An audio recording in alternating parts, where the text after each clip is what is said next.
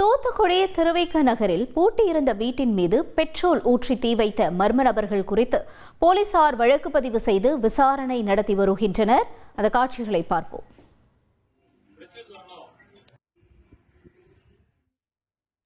கூடுதல் விவரங்களை எமது செய்தியாளர் விஜயகாந்த் வழங்கிட கேட்கலாம். விஜயகாந்த், வணக்கம். இந்த சம்பவம் தொடர்பான தகவல்கள் என்ன?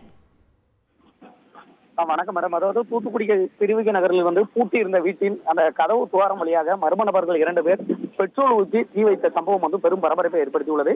தூத்துக்குடி திருவிக நகரை சேர்ந்த சூரியதேவர் மகன் சுடலைமுத்து. இவர் கேரள மாநிலம் பகுதியில் டீக்கடை நடத்தி வருகிறார். இவருக்கு திருமணமாகி ஒரு மனைவியும் ஒரு சுபலட்சி என்ற மகளும் மதன்குமார் என்ற மகனும் உள்ளனர். இந்த நிலையில் கடந்த 13ஆம் தேதி சுடலைமுத்து மகன் மதன்குமார் அவரது நண்பர்களுடன் மது அருந்தியுள்ளார். அதில் ஏற்பட்ட தகராறு காரணமாக ஒருவருக்கு ஒருவர் பயங்கரமான ஆயுதங்களுடன் மோதியுள்ளனர்.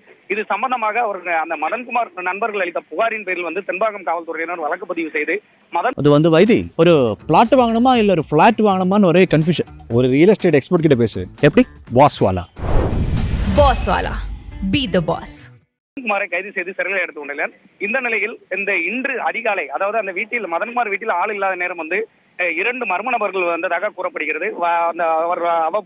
அவர்கள் வரும்போது அந்த ஒரு கேனில் பெட்ரோல் இதுடன் வந்ததாகவும் அந்த கதவு துவாரம் வழியாக அந்த பெட்ரோலை தாங்கள் கொண்டு வந்த பெட்ரோலை ஊற்றி தீ வைத்து விட்டு தப்பி சென்றதாக அங்குள்ள சிசிடிவி காட்சியில் பதிவாகி உள்ளது.